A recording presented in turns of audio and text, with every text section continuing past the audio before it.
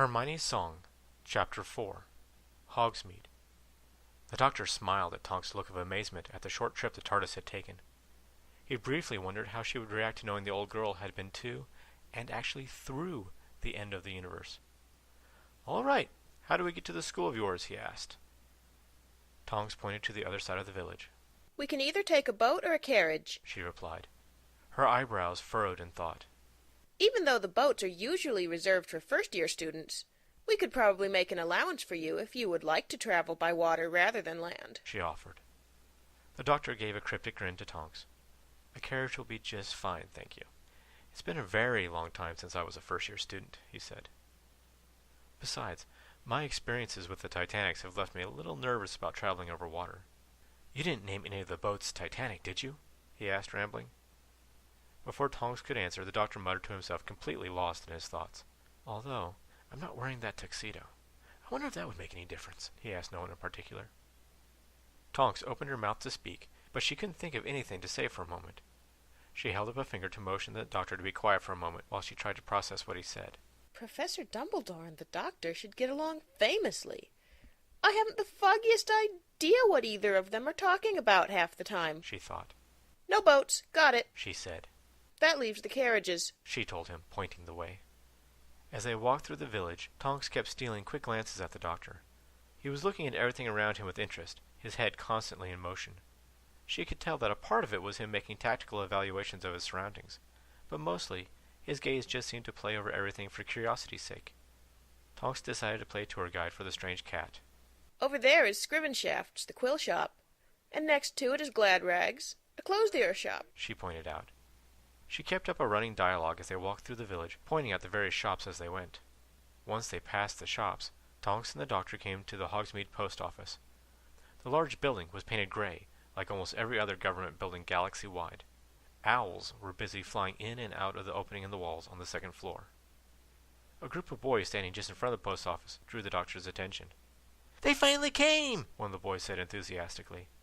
He tore open a package and started passing around a bag of candy. One of the boys popped a morsel in his mouth and suddenly made a very sour face, like he had bitten into a lemon. He took a step back from the others and started sprouting large yellow feathers. In a matter of seconds, he had transformed into a huge yellow canary. The other boys howled with laughter and popped the tart yellow candies in their own mouths. Soon, there were 3 ridiculously proportioned birds standing on the side of the street. The doctor watched curiously and pulled out his sonic screwdriver to take a reading. When Tonks saw him aim his wand at the boys, she rushed forward and pushed his arm down. "Doctor, I'm not sure where you've been, but around here it is considered rude to pull out your wand and just start pointing it at people," she chastised him. The doctor gave Tonks an odd look and pocketed the screwdriver without taking a reading. He thought about what she had said and started chuckling softly. "You know, I said something very similar to my good friend Jack a while ago," he mused. Tonks held up her hands, not wanting him to go any further with that particular story. "Come on, Doctor. We're not far from the carriages. They're just on the other side of the train station," she told him. The Hogsmeade train station was bustling with people. The doctor noted that once the train finally arrived, more people were getting on it to leave than there were getting off. All of the people, both coming and going, looked weary from having to be always on their toes. Tonks and the doctor made their way through the crowd and eventually came upon the carriages. The doctor gasped in delight and ran to the animals pulling the carriages. "Look at you, you gorgeous creature," he said to the 4-legged animal with the jet-black coat. The animal was attached by reins to the carriage. The creature appeared to have the body of a very long-legged horse with giant black bat wings sprouting from its back. When the animal turned to face the doctor, he noticed the head was almost reptilian in nature, with a jaw structure that indicated a diet of mostly meat. The doctor couldn't resist and reached out to pet the creature. With his left hand on the beast's muzzle, he gently stroked the long neck, earning him an approving, if somewhat sibilant, whinny from the creature. A few people still waiting on their bags looked at the doctor with sad understanding in their faces. The doctor sensed he was being watched and turned around to look at the people, his right hand still on the creature's neck.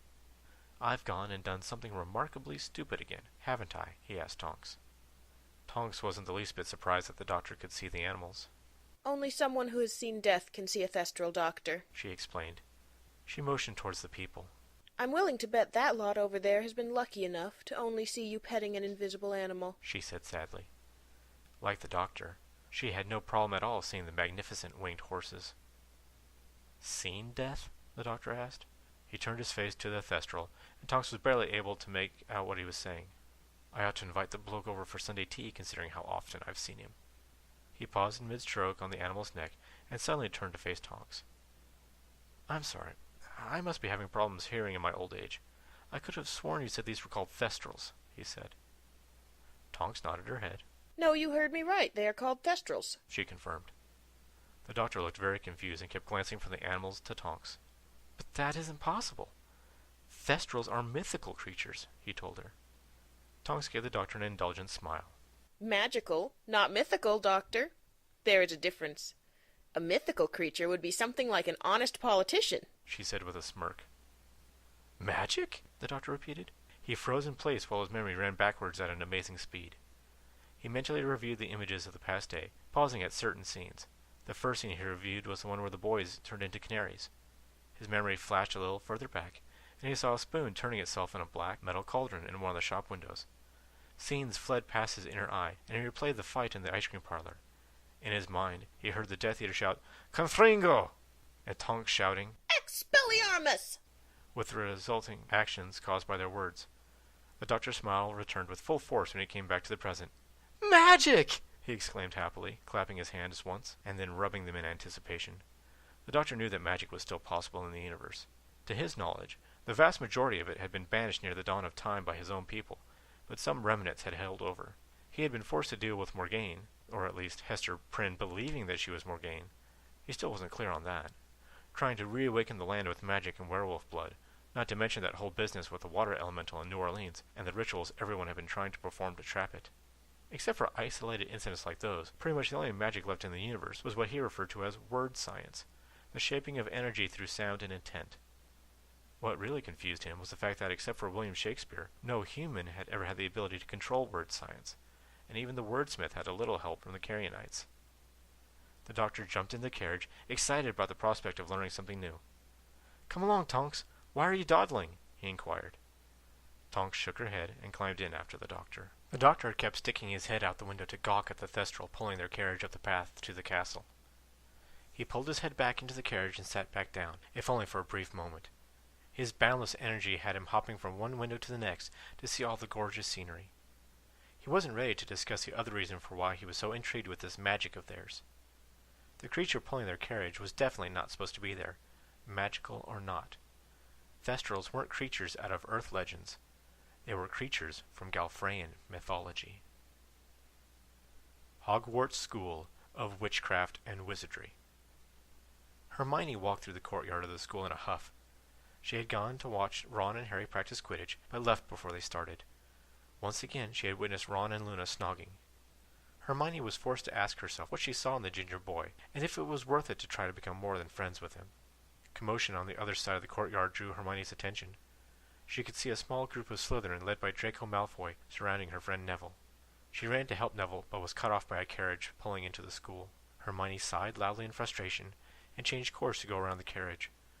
When she was even with the back of the carriage, she saw the doors fly open and a man with light brown hair and an old robe open at the front jump out. Hermione thought the man might be a few years older than her friend Tonks. Hermione passed the carriage and made her way to Neville, who was being pushed from Slytherin to Slytherin. The newcomer had a sizable lead on her and reached Neville first. No one here to save you now, Longbottom. No Potter, no stupid Weasley, and no filthy mudblood here to protect you, Draco sneered. Just like there was no one there to save your parents while they begged for mercy, he taunted. Neville ground his teeth in rage and threw a clumsy punch at his Slytherin tormentor. Draco easily pushed the punch aside and used Neville's unbalanced stance and momentum to throw him to the ground. After Neville hit the ground hard, he turned his head to glare at Draco, tears in his eyes. His humiliation was complete when Professor Snape pushed Crabbe and Goyle out of the way. "What is the meaning of this, Longbottom?" Snape demanded. "You should be expelled for such acts of wanton violence," he sneered. Snape was about to say something else when he was interrupted by a man wearing Muggle clothes under a second-hand robe. "I think you have it backwards," the doctor said warmly. "From where I was standing, I clearly saw these boys shoving this poor lad. It's understandable that he tried to defend himself," he said, defending Neville. "Of course, I don't condone violence, but sometimes your hand is forced." he said sadly. Snape glared at the doctor. Whoever you are, you have no right to interfere with either the students or faculty of this school, he spat. The doctor looked genuinely surprised. Sorry about that. Sometimes I forget things like social customs. I'm the doctor, he said, holding out his hand. Snape refused to shake it, and the doctor slowly put his hand back down to his side. Snape spared a condescending glance at Neville. 50 points from Gryffindor for wanton violation of the school's no-fighting policy, he said loudly. A cruel smile played over Snape's face. And another 5 points for being so obviously clumsy, Mr. Longbottom, he added, showing that he had also seen what really happened. The doctor had no idea what the point system was for, but he knew injustice when he saw it. He took a purposeful stride forward and stood nose to nose with Snape. I don't know who you are, but I think it's fair to warn you that one of the things I despise most in this universe is a bully, he said, looking directly into Snape's eyes. They're right up there with an uncomfortable pair of socks. Trust me, scratchy foot covering can really ruin a day, he told the group.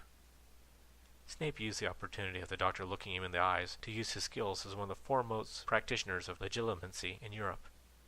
Snape sent his thoughts out to force his way into the doctor's mind. After less than a second, Snape took an involuntary step backwards and grabbed his temples in pain. The pain forced the head of Slytherin to go down onto one knee to keep from falling over. He looked up at the doctor, fear evident in his eyes.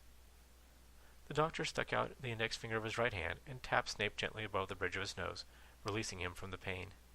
That was the only warning you will ever get from me, he said ominously.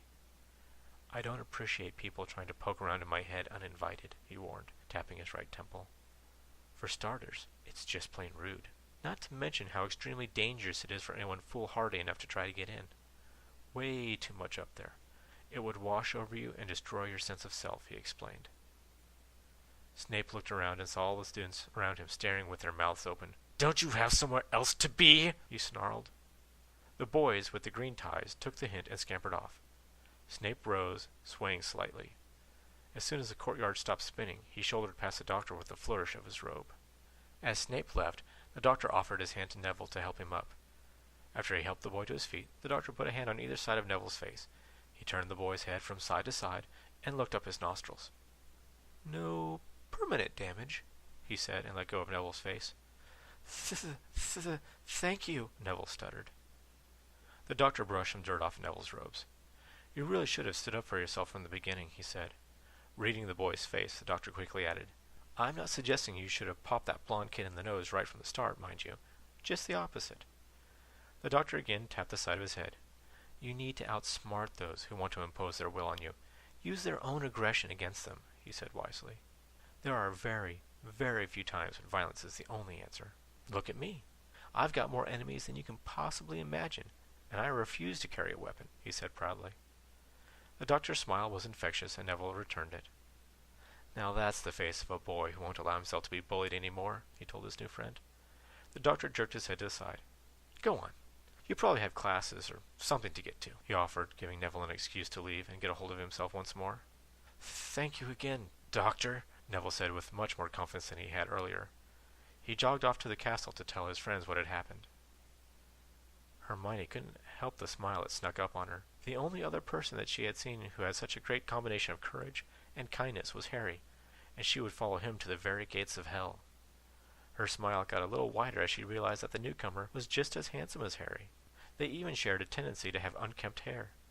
All thoughts of Ron were cast away as she thought, Now if he is into books as well as being kind and brave, I might just have to marry this man.